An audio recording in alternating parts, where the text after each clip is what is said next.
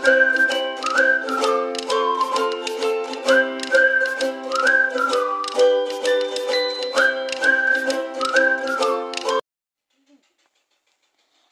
guys, welcome back to your channel. So today we are going to start our unit 1 of microbiology.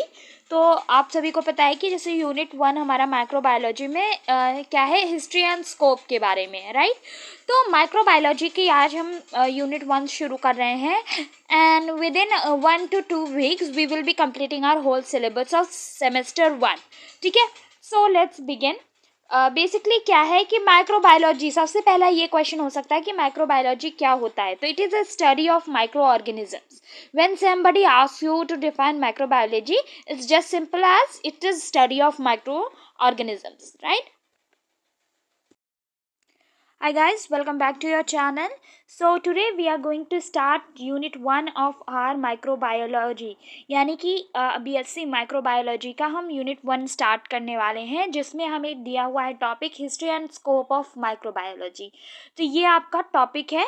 तो उस topic के basis पर मैंने जितने भी इम्पॉर्टेंट साइंटिस्ट वगैरह जो भी नॉलेज की चीज़ें हैं, जो इम्पॉर्टेंट टॉपिक है, वो इस वीडियो के कंटेंट में आपको मिल जाएंगी। And I think that would be going up to 1 or 2 videos. तो वीडियो ज़्यादा लॉन्ग करने से अच्छा है हम उन्हें पार्ट्स में स्प्लिट कर दें, right. So we will be doing that split in part terminology. So let's begin with today's section of video. तो आज के वीडियो में हम डिस्कस कर रहे हैं हिस्ट्री एंड स्कोप के बारे में। पर इससे पहले हमें ये पता होना चाहिए कि आखिर में माइक्रोबायोलॉजी क्या होती है। अगर कोई आपसे पूछे कि माइक्रोबायोलॉजी क्या है, तो ये आपको पता होना चाहिए। तो microbiology is study of micro organisms. सबसे बेसिक है कि आपको माइक्रोबायोलॉजी को 2 वर्ड में आप ब्रेक कर लो, माइक्रो प्लस बायोलॉजी। तो इस चीज़ को आपने ब्रेक कर लिया है। अब आप मुझे ये बताओ कि बायोलॉजी में आप क्या समझते हो। बायोलॉजी मीन्स बायोलॉजिकल, यानी कि नेचुरल जो आपका फिनोमिना है बॉडी का, उससे रिलेटेड, ठीक है। और दूसरा आप क्या है, माइक्रो, यानी कि ऑर्गेनिज्म, माइक्रो ऑर्गेनिज्म, छोटे जो जीवाणु होते हैं उनके बारे में। तो ये 2 टर्मिनोलॉजीज जब हम ऐड करते हैं तो ये होता है माइक्रो ऑर्गेनिज्म। माइक्रो ऑर्गेनिज्म की स्टडी के बारे में, ठीक है, ठीक है, माइक्रो ऑर्गेनिज्म की स्टडी के बारे में। तो ये याद होना ज़रूरी है कि माइक्रोबायोलॉजी क्या होता है। आपको ये पता होना चाहिए कि जो चीज़ आप पढ़ रहे हो एक्चुअली में उसकी मीनिंग क्या है and what is related to, ठीक है। तो ये क्लियर हो गया। अब देखते हैं, it is mainly concern with their morphology, reproduction, physiology and identification of micro organism. तो मतलब है कि माइक्रोबायोलॉजी के अंतर्गत हम क्या पढ़ते हैं, माइक्रो ऑर्गेनिज्म यानी जीवाणु के सूक्ष्म जो जीव होते हैं उनके बारे में पढ़ते हैं। उनकी मॉर्फोलॉजी, मॉर्फोलॉजी का मतलब है फिजिकल अपीयरेंस के बारे में पढ़ते हैं। उनके रिप्रोडक्शन के प्रोसीजर के बारे में पढ़ते हैं। हम उनकी सोशियोलॉजी जो होता है, यानी कि उनके जो मेंटल एंड सोशल बिहेवियर्स होते हैं उनके बारे में पढ़ते हैं। और हम उन माइक्रो ऑर्गेनिजम्स को आइडेंटिफाई कैसे कर सकते हैं उस चीज़ के बारे में पढ़ते हैं, ठीक है। तो माइक्रोबायोलॉजी आपको समझ में आ गया कि माइक्रोबायोलॉजी क्या होता है एंड स्पेशली वो किस चीज़ के लिए फॉर्म किया गया है, क्लियर। नेक्स्टली देखते हैं यहाँ पर क्या दिया हुआ है। It also includes study of their distribution and their inter relationship and also association with other organisms and their beneficial and harmful effects on human being, right. तो यहाँ पे ये भी कहा जा रहा है कि माइक्रोबायोलॉजी में हम ये भी स्टडी करते हैं कि उनका डिस्ट्रीब्यूशन क्या है, यानी कि वो किस तरीके से अर्थ पर पाए जा रहे हैं।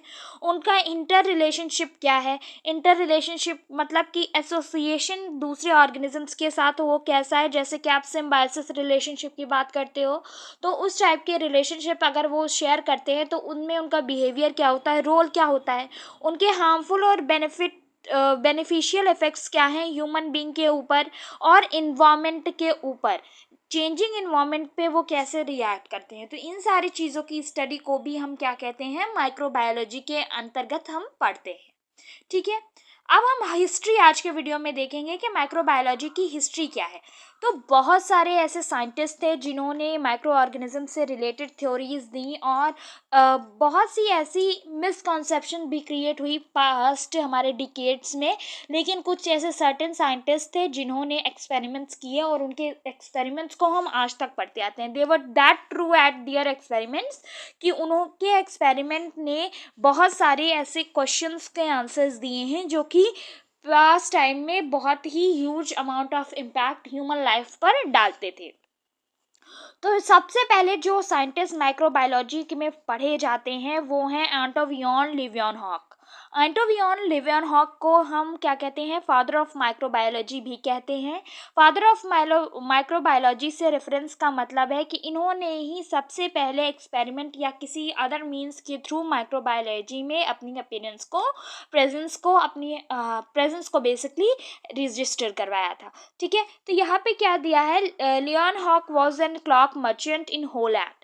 तो ये हॉलैंड में क्या थे, एक क्लॉक मर्चेंट थे, and spend some of his time in grinding lens to make lenses of high magnifications. तो ये क्या थे कि ये जो क्लॉक मर्चेंट थे तो उनके पास बहुत टाइप के मिरर्स थे, बहुत टाइप के लेंसेज थे। तो ये अपने काम से टाइम निकाल कर ये क्या करते थे कि लेंस को और मैग्नीफाइंग करने के लिए वर्क करते थे। तो इन्होंने सबसे पहले क्या दिया था कि इन्होंने ये बहुत ही सेल्फ ऑब्जर्व्ड और सेल्फ ऑब्सेस्ड डिस्कवरर थे साइंस की फील्ड में। तो उस चीज़ को एजाइज करने के लिए इन्हें हम फादर ऑफ माइक्रोबायोलॉजी कहते हैं।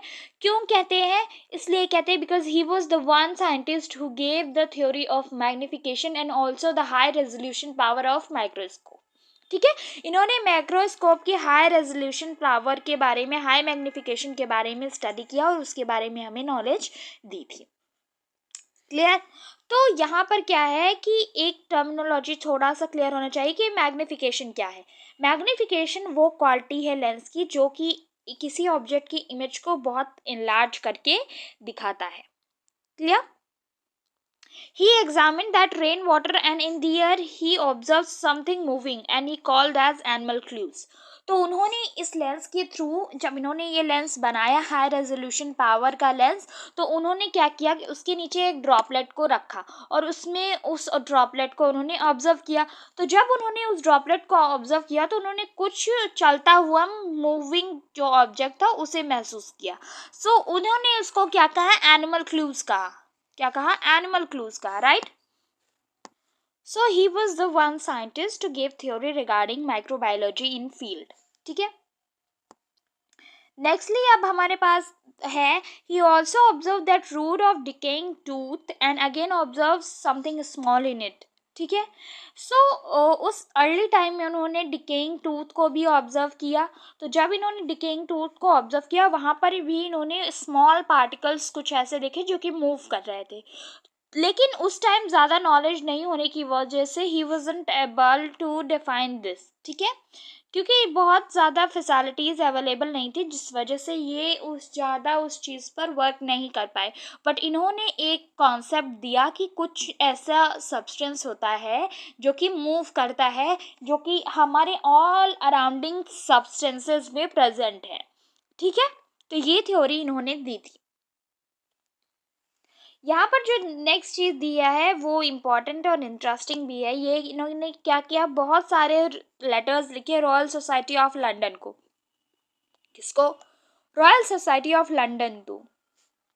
और वहाँ पर इन्होंने अपनी फाइंडिंग्स को बताया कि इन्होंने वाटर ड्रॉपलेट में कुछ मूवमेंट देखी, वहाँ पर कुछ चीज़ें प्रेजेंट हो सकती हैं। डिकेइंग टूथ में इन्होंने कुछ चीज़ें मूवमेंट करती हुई देखी। तो ये दोनों इनकी डिस्कवरी जो की थी इन्होंने, उसके बारे में इन्होंने रॉयल फैमिलीज़ में बताया। ठीक है, तो रॉयल फैमिलीज़ में इन्होंने बताया और इनके वर्क के साथ ही एरा ऑफ माइक्रोबायोलॉजी स्टार्ट हुआ। क्या स्टार्ट हुआ, एरा ऑफ माइक्रोबायोलॉजी स्टार्ट हुआ, जिसमें लुइस पास्चर और रॉबर्ट कोच के वर्क को भी इम्पोर्टेंस दी जाती है। Louis Pasteur and Robert Koch को ही बहुत इम्पोर्टेंस के साथ माइक्रोबायोलॉजी की फील्ड में एज अ फादर कंसीडर किया जाता है। ठीक है, यहाँ पर जो मैंने स्टार्टिंग में ही आपको पॉइंट बता दिया that Antony van Leeuwenhoek was also considered as father of microbiology. So you have to keep this in mind. ये पहले साइंटिस्ट हैं जो आपके सिलेबस में है, ठीक है, एटोवियन लेवेनहॉक, इनके बारे में आपको पढ़ना है। आप दूसरे जो हैं वो हैं एडवर्ड जेनर। एडवर्ड जेनर के बारे में सबने पढ़ा होगा, मैंने भी पढ़ा है अपनी हिस्ट्री में, और मुझे भी अभी तक याद है कि मुझे क्या पढ़ाया गया था। So he was the scientist who created smallpox vaccine, ठीक है। इन्होंने स्मॉल पॉक्स वैक्सीन को डेवलप किया था। ये इफेक्टिव थी किसके थ्रू, किसके अगेंस्ट, काउ पॉक्स के। इन्होंने क्या किया कि इन्होंने ऑब्जर्व किया कि जो हमारी मेड्स होती थी, जो काउ के से रिलेटेड रहती थी, या फिर उनको एक बार काउ पॉक्स हो गया था, तो उन्हें स्मॉल पॉक्स नहीं हो रहा था, ठीक है।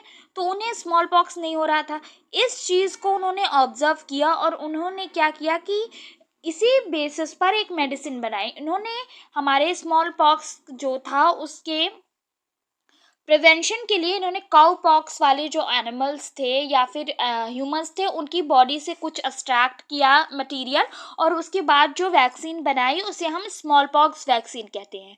और उसी स्मॉल पॉक्स वैक्सीन ने क्या किया कि काउ पॉक्स को एट प्रेजेंट टाइम दुनिया से पूरी तरीके से ख़त्म कर दिया है। It was one of the most dangerous diseases that was spread in earlier decades, ठीक है। तो इन्होंने vaccination comes from Latin word vaccine means cow, ठीक है। तो वैक्सीनेशन का जो फाउंडेशन था वो क्या किया था, जेनर, एडवर्ड जेनर ने ही ले डाउन किया था। ये जो वैक्सा वर्ड है वो लैटिन वर्ड से आता है जिसका मतलब होता है काउ, ठीक है। तो इन्होंने उसके रेफरेंस पे इन्होंने सब्सटेंस बनाया उसे इन्होंने क्या कहा, वैक्सीनेशन कहा, यानी कि काव से बनने वाले सब्सटेंस, या फिर आप कह सकते हो ऐसा मेडिकल प्रोसेस जो काव से डिराइव किया जाता है, ठीक है। और ये क्या किया, इन्होंने इसे बायोरिएक्टर वेपन की तरीके यूज़ किया, जैसे जेनेटिकली इंजीनियर्ड इंसुलिन्स के बारे में आपने पढ़ रखा होगा क्लास 12th में। उसी तरीके का ये एक बहुत ही बड़ा स्टेप था जिसने कि हमारी डेंजरस काउ पॉक्स डिजीज़ को और स्मॉल पॉक्स डिजीज़ को वर्ल्ड से पूरी तरीके से ख़त्म कर दिया, ठीक है। थर्ड साइंटिस्ट है लुइस पास्चर। लुइस पास्चर के बारे में पढ़ना बहुत इंपॉर्टेंट है क्योंकि he is one of the most variable scientist of the science era. Science era के एक ये बहुत ही वेरिएबल साइंटिस्ट है। आपको पता है कि इन्होंने बहुत सारे सेवरल एस्पेक्ट्स पर इन्वेस्टिगेशन किया था, और इन्होंने ये बताया था कि जो बॉइल्ड मीडियम होता है वो क्लियर रह सकता है अगर उसे क्लोज्ड बॉटल में रखा जाए। कहने का मतलब है कि अगर आप एक ग्लास का बॉटल लेते हो, ठीक है, और उसमें बॉइल्ड किया हुआ वाटर रख देते हो, तो आप ऑब्जर्व करोगे उसमें कभी भी कोई भी नए ऑर्गेनिज्म डेवलप नहीं होंगे। वहीं अगर आप दूसरी बॉटल में नॉर्मल वाटर रखोगे तो कुछ टाइम बाद आप देखोगे कि उसमें छोटे छोटे माइक्रो ऑर्गेनिज्म डेवलप होने लगे। क्यों डेवलप होने लगे, इसलिए क्योंकि जो वाटर नॉर्मल कंडीशन का था, NH2 था, यानी कि नॉर्मल वाटर, ठीक है, उसमें ऑर्गेनिज्म प्रेजेंट थे, माइक्रो ऑर्गेनिज्म। क्या प्रेजेंट थे, माइक्रो ऑर्गेनिज्म प्रेजेंट थे।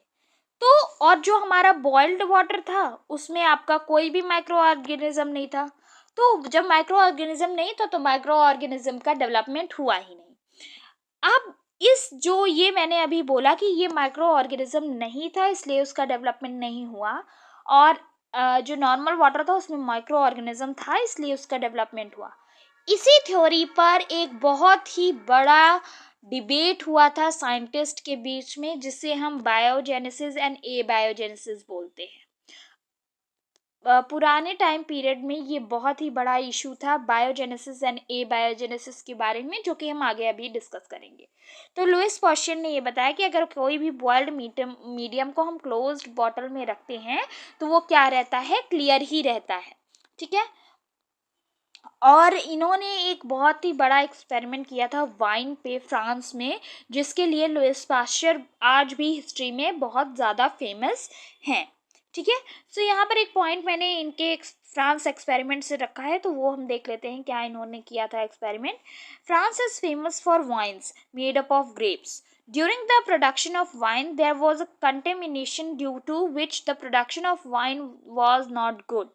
तो आपको पता है कि फ्रांस को वाइन के लिए फेमस माना जाता है। He the France is famous for wine, जो कि ग्रेप्स से बनती है। लेकिन इस वाइन के प्रोडक्शन के टाइम क्या हुआ कि कुछ कंटामिनेशन हो गया। कंटामिनेशन का मीन्स कुछ हमारे बैक्टीरियल इन्फेक्शंस हो गए या डेंजरस स्टेप्स हो गए, जिसकी वजह से, कंटेमिनेशन की वजह से जो वाइन बन रही थी वो अच्छी नहीं बन रही थी।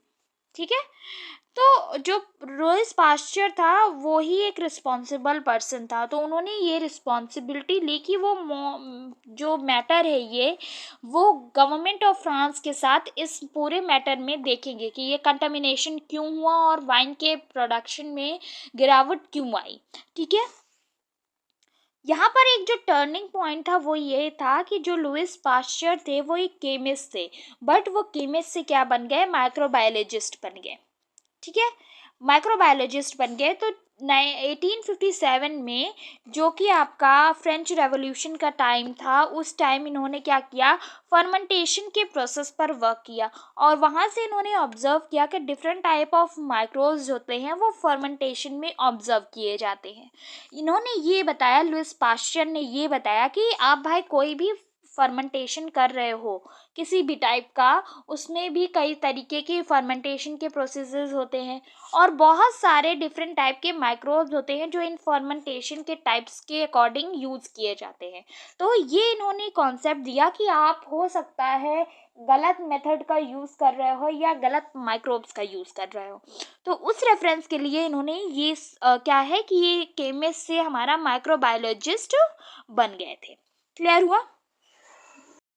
सो बेसिकली इन्होंने क्या एक्सप्लेन किया, इन्होंने ये एक्सप्लेन किया था कि जो फर्मेंटेशन का प्रोसेस होता है वो बिना एयर के भी हो सकता है, that is known as anaerobic process, right. Nextly इन्होंने बताया कि जो ग्रेप जूस होता है उसमें high percentage of sugar concentration होता है और low percentage of protein concentration होता है। तो इसके क्या है कि इस वजह से इसका पीएच लो होना चाहिए, क्योंकि जो ईस्ट हम यूज़ करते हैं फर्मेंटेशन के प्रोसेस में, जिसको स्कार्मोसियस सर्वैसियस कहते हैं, वो ग्रो करता है अल्कोहलिक फर्मेंटेड मीडिया पर। ठीक है। तो हमारा वाइन को बनाने के लिए जो इन्होंने एक पास्चर ने एक्सप्लेनेशन दिया था वो ये बताया था, उस एक्सप्लेनेशन में इन्होंने कि जो बेसिकली आपका फर्मेंटेशन का प्रोसेस है उसमें माइक्रो ऑर्गेनिज्म ग्रो कर सकते हैं बिना एयर के, विदाउट एयर। इन्होंने इस कॉन्सेप्ट को दिया था, जिसको आज के टर्मिनोलॉजी में साइंस की फील्ड में हम पढ़ते हैं एनारोबिक रेस्पिरेशन के प्रोसेस के नाम से। तो ये इन्होंने कहा कि भाई एनारोबिक जो होता है, एनारोबिक को इन्होंने वर्ड दिया और इन्होंने कहा कि माइक्रो ऑर्गेनिज्म जो हैं वो फर्मेंटेशन के दौरान बिना एयर के भी ग्रो कर सकते हैं। तो इस प्रोसेस को इन्होंने एक इम्पॉर्टेंट कॉन्सेप्ट दिया इन्होंने साइंस की फील्ड के लिए। ठीक है। यहाँ पे नेक्स्टली इन्होंने क्या बताया, he explain that in grape juice the high sugar concentration is present and low protein content. तो इन्होंने ये भी बताया कि जो ग्रेप जूस हम लोग फर्मेंटेशन के प्रोसेस में यूज़ करते हैं उसमें शुगर कंसंट्रेशन काफ़ी हाई होता है और प्रोटीन कंसंट्रेशन लो होता है। तो इसलिए इसका पीएच जो है वो लो होना चाहिए, इन्होंने ये बताया। और ये इसलिए है कि जो ये ईस्ट यूज़ हो रहा था आपका किसके लिए, फर्मेंटेशन के लिए, क्या कहते हैं इस ईस्ट को, सार्कोमोसिस सर्वैक्सिस। इसको यार नाम याद रखना पड़ेगा क्योंकि ये एक इम्पॉर्टेंट नाम है। आपने इसको क्लास 12 में चैप्टर 8 में I think human health and population, इस टाइप का कोई चैप्टर था, चैप्टर 8 था आई थिंक, उसमें आपने ये पढ़ा है। तो वहाँ पर क्या है कि ये है कि ये अल्कोहलिक फर्मेंटेड मीडिया पर ही ग्रो करता है, तो इसलिए हमें क्या करना था कि पीएच को लो करना पड़ेगा। ये चीज़ इन्होंने कॉन्सेप्ट इन्होंने बताया था, किसने, लुईस पास्चर ने। ठीक है। तो ये क्लियर हो गया। तो मेन जो दो कॉन्सेप्ट था वो इन्होंने दिए थे। अब इस कॉन्सेप्ट के अलावा इन्होंने क्या बात की थी वो भी हम देखते हैं। इन्होंने बताया था कि जो मिल्क होता है उसमें हाई प्रोटीन कंसंट्रेशन होता है और लो शुगर कंसंट्रेशन होता है। सबको पता है प्रोटीन में प्रोटीन मिलता है मिल्क में और शुगर कंसंट्रेशन लो होता है। ठीक है। तो ये क्या करता है कि ये एक आपका जो लैक्टोबैसिलस होता है उसकी ग्रोथ में प्रमोशन करता है, तो इस वजह से वो कर्ड में क्या होता है, कन्वर्ट हो जाता है, राइट। तो यहाँ पर आप इम्पॉर्टेंट जो इन्हों की हिस्ट्री है लुइस पास्चर की, वो पास्चराइजेशन के बेसिस पे इन्होंने एक मेथड दिया था जिसको हम क्या कहते हैं, पास्चराइजेशन कहते हैं। तो उस पास्चराइजेशन के फील्ड में इन्होंने क्या एक्सप्लेनेशन किया था वो हमें देखना ज़रूरी है। तो जो पास्चराइजेशन का प्रोसेस था वो कहाँ ग्रो हो रहा था, ये ग्रो हो रहा था डेयरी इंडस्ट्रीज में, ऐसी इंडस्ट्रीज जो मिल्क को यूज करके प्रोडक्ट्स को बनाती थी, ठीक है। और ये पास्चराइजेशन का प्रोसेस किस लिए हेल्पफुल हो रहा था कि जो मिल्क की वेस्टेज थी उसको ये कम कर रहा था, ठीक है। समझते हैं कि बेसिकली पास्चराइजेशन का प्रोसेस क्या होता है। तो पास्चराइजेशन के प्रोसेस में हम क्या करते हैं कि मिल्क को अप्रॉक्सीमेटली 100 डिग्री सेंटीग्रेड तक पहले तो सबसे पहले हीट किया जाता है और जस्ट उसके बाद उसे कूल डाउन कर दिया जाता है। तो इससे क्या होता है कि जनरली जो ऑर्गेनिजम्स होते हैं माइक्रो ऑर्गेनिज्म, वो एक्सट्रीम टेम्परेचर यानी 100 डिग्री सेंटीग्रेड पर सर्वाइव नहीं करते हैं। उसके बाद जब टेम्परेचर लो हो जाता है अचानक से, तो भी वो नहीं सर्वाइव कर जाते। तो ये दोनों कंडीशन क्या करती हैं, उनको डेथ कॉज करती हैं, ठीक है। और जिससे क्या होता है, इनकी डेथ की वजह से आपका मिल्क जो होता है वो प्योर हो जाता है। तो ये चीज़ क्लियर हुई, यहाँ पर यही चीज़ मैंने लिखी हुई है। तो जो अनवांटेड ऑर्गेनिजम्स होते हैं वो इससे डेथ हो जाती है उनकी, और वो उस मिल्क में ग्रो नहीं कर पाते हैं। तो बेसिकली जो है कि आपका लुइस पास्चर थे, उन्होंने पास्चराइजेशन का फॉर्मूला दिया था, बताया था पास्चराइजेशन क्या होता है। उसमें इन्होंने ऑर्गेनिज्म जो लिया था वो मिल्क के ऊपर इन्होंने करके दिखाया था। इन्होंने पहले 100 डिग्री सेंटीग्रेड पर मिल्क को हीट किया था और उसके बाद फिर सडनली मिल्क को क्या कर दिया था, कूल कर दिया था। और इससे क्या हुआ था, जो माइक्रो ऑर्गेनिजम्स थे वो क्या हो गई, उनकी डेथ हो गई थी, ठीक है। तो यही है पूरा पास्चराइजेशन का, क्या कह सकते हो आप, एक्सपेरिमेंट या उनकी थ्योरी, राइट। नाउ अब आते हैं one of the most famous scientist in field of microbiology. कौन, आपके doctor Robert coach. He was one of those scientist जिन्होंने एक्सट्रीम एक्सपेरिमेंट्स करके हमारी माइक्रोबायोलॉजी की फील्ड को एक अलग ही लेवल पर पहुंचाया था। बेसिकली इन्होंने दो फॉर्मूले एक स्पेशल एक्सपेरिमेंट करके दिए थे। तो हमको बस वो सारे एक्सपेरिमेंट्स यानी इनके 3 पोस्टुलेट्स हैं बेसिकली, तो उन्हीं 3 पोस्टुलेट्स को हमें पढ़ना है, ठीक है। तो पहले हम इनका जनरल इंट्रोडक्शन देख लेते हैं कि who was Robert Koch, what was his profession and some of his normal general life structures. तो यहाँ पर दिया हुआ है कि रॉबर्ट कोच जो थे वो एक जर्मन डॉक्टर थे by profession, who use to practice medicine, यानी कि ये मेडिसिन के डॉक्टर थे। और ये क्या करते थे कि apart from his profession of being a doctor, he use to extensively work on human diseases. तो ये मेडिकल के डॉक्टर थे, ये मेडिसिन में डील करते थे, लेकिन उसके बाद भी ये क्या करते थे कि ह्यूमन डिजीजेस पर काम करते थे, राइट। और इन्होंने पूरे वर्ल्ड में फेमस कोश पॉस्चुलेट्स को डिराइव किया था, राइट। तो ये चीज़ याद रखनी है कि इन्होंने क्या दिया था, कौन सा एक्सपेरिमेंट किया था, कोश पॉस्टुलेट के लिए इन्होंने कोच एक्सपेरिमेंट किया था, ठीक है। बेसिकली क्या था कि इन्होंने ये एक्सपेरिमेंट किया था एंथ्रैक्स के ऊपर। किसके ऊपर किया था, एंथ्रैक्स के ऊपर। तो आपको डिजीज़ याद रखनी है, एंथ्रैक्स, ठीक है, क्लियर है। तो अब हम एक्सपेरिमेंट देखते हैं। सबसे पहले इन्होंने क्या किया कि 2 टाइप के मांस लिए थे, माइस लिए थे, माइस मतलब चूहा। तो इन्होंने 2 इस टाइप के माइस लिए थे। पहले मैं बता देती हूँ कि मैंने क्या लिखा है, क्या प्रिपेयर किया है नोट्स में, फिर मैं इसको जनरल टर्म में आपको समझा दूँगी, ठीक है। तो इन्होंने क्या किया था कि इन्होंने एक रेगुलर ऑर्गेनिज्म को लिया था, जिसमें से इन्होंने क्या किया, 2 टाइप के ऑर्गेनिजम्स लिए थे। एक हेल्दी ऑर्गेनिज्म लिया था और दूसरा क्या लिया था, इन्होंने इन्फेक्टेड एंथ्रैक्स डिजीज से इन्फेक्टेड ऑर्गेनिज्म लिया था। सेकेंड पोस्टुलेट में इन्होंने क्या किया कि वो जो हमारा इन्फेक्टेड वाला ऑर्गेनिज्म है उसकी बॉडी में से थोड़ा सा ब्लड निकाल लिया, तो उस ब्लड में क्या है कि डिजीज जो थी उसके क्या आ गए, बैक्टीरियाज आ गए, या फिर आप कह सकते हो डिजीज कॉजिंग माइक्रोब्स आ गए। ठीक है, अब इस डिजीज वाले ब्लड को इन्होंने हेल्दी वाले ऑर्गेनिज्म में ट्रांसफर कर दिया। तो जैसे ही इन्होंने हेल्दी वाले में ट्रांसफर किया, वो हेल्दी वाला ऑर्गेनिज्म भी उसी डिजीज से सफर करने लगा जिससे कि पहला वाला ऑर्गेनिज्म कर रहा था। फिर जब इन्होंने क्या किया, ये चीज़ ऑब्जर्व की, तो क्या हुआ कि इन्होंने ये देखा कि ये जो डिजीज़ है, ये डिजीज़ आपकी ट्रांसफ़र हो रही है वन ऑर्गेनिज्म से दूसरे ऑर्गेनिज्म की तरफ। तो इन्होंने उसके बेसिस पर कुछ पोस्टुलेट्स दिए थे। ठीक है, तो आपको बस याद रखना है इन्होंने क्या सबसे पहले क्या किया, एक हल्दी वाला 2 माइस लिए। ठीक है, माइस के ऊपर इन्होंने एक्सपेरिमेंट किया, 2 माइस लिए, एक हेल्दी एक इन्फेक्टेड। इन्फेक्टेड वाले से ब्लड निकाल कर हेल्दी वाले में डाल दिया, और हेल्दी वाला भी एंथ्रैक्स डिजीज से क्या हुआ, इन्फेक्टेड हो गया। जैसे ही एंथ्रैक्स डिजीज से इन्फेक्टेड हुआ, तो इन्होंने ये बताया कि ये कोई सोर्स है जिसके थ्रू आपका क्या है कि डिजीज कॉजिंग ऑर्गेनिजम्स हैं जो कि एक फॉर्म से दूसरे फॉर्म में ट्रांसफ़र हो रहे हैं। ठीक है, यहाँ पर जो थोड़ा मैंने जनरल दिया है वो आप देख लेना। Both Louis Pasteur and Robert Koch work in same time as by profession.